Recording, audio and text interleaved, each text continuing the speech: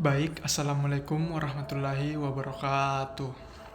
Perkenalkan, nama saya Jimli Asidiki dari kelas Ilmu Hukum E dengan NIM 10.400.125.194. Kali ini saya akan menjelaskan tentang struktur lembaga negara Republik Indonesia berdasarkan Undang-Undang 1945.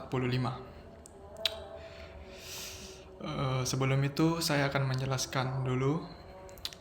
Indonesia adalah negara hukum yang menganut prinsip check and balance.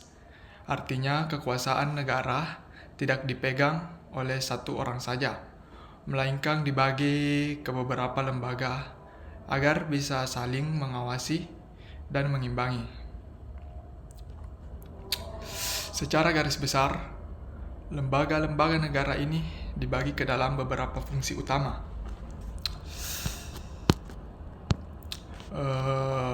Yang pertama itu fungsi legislatif, pembuat atau bisa disebut pembuat undang-undang.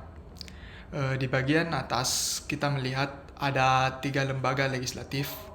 Yang pertama itu ada DPR, tugas utamanya membuat undang-undang, dan selanjutnya ada DPD, mewakili daerah untuk memberikan masukan terkait undang-undang seputar daerah.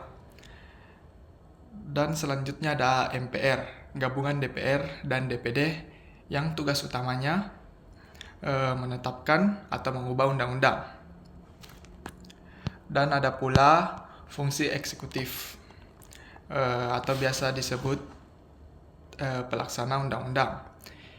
Di bagian tengah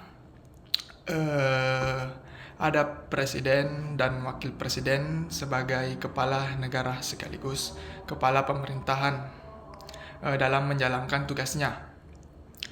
Presiden dibantu oleh menteri di kabinet, TNI dan Polri untuk menjaga pertahanan dan keamanan, gubernur, bupati dan wali kota yang memimpin pemerintahan di daerah provinsi dan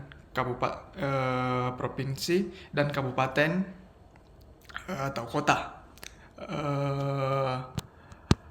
Ada pula fungsi yudikatif,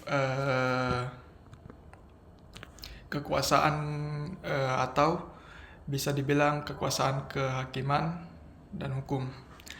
Di bagian bawah sebelah kiri ada lembaga peradilan yang memastikan hukum ditegakkan. Yang pertama itu ada Mahkamah Agung atau biasa disingkat MA, membawahi peradilan umum, agama, militer, dan tata usaha negara. Dan selanjutnya ada Mahkamah Konstitusi atau biasa disebut dengan MK, bertugas menguji apakah suatu undang-undang bertentangan dengan undang-undang atau tidak. Dan selanjutnya ada Komisi Yudisial atau biasa disingkat KY, lembaga yang mengawasi perilaku, martabat para hakim. Dan selanjutnya ada lembaga independen dan khusus. Selain 3 fungsi tadi, ada 3 lembaga penting lainnya. Yang pertama itu BPK, Badan Pemeriksa Keuangan, bertugas mengaudit dan memeriksa uang negara. Selanjutnya ada Bank Indonesia atau BI, sebagai bank sentral yang menjaga kestabilan nilai rupiah. Dan ada KPU, Komisi Pemilihan Umum, lembaga mandiri dan menyelenggarakan pemilu. Baik, mungkin itu saja yang sempat saya jelaskan atas persentase ini.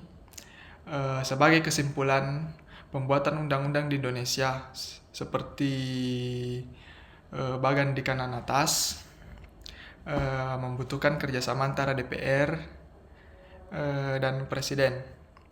Semua struktur ini dibuat berdasarkan 4 prinsip utama di bagian bawah gambar, yaitu kedaulatan rakyat, supremasi hukum, pembagian kekuasaan, dan check and balance. Hal ini sesuai dengan pasal 1 ayat 3 UUD 1945 yang menegakkan bahwa negara Indonesia adalah negara hukum. Baik, mungkin itulah yang sempat saya sampaikan. Mohon lebih kurangnya dimaafkan. Eh, Assalamualaikum warahmatullahi wabarakatuh.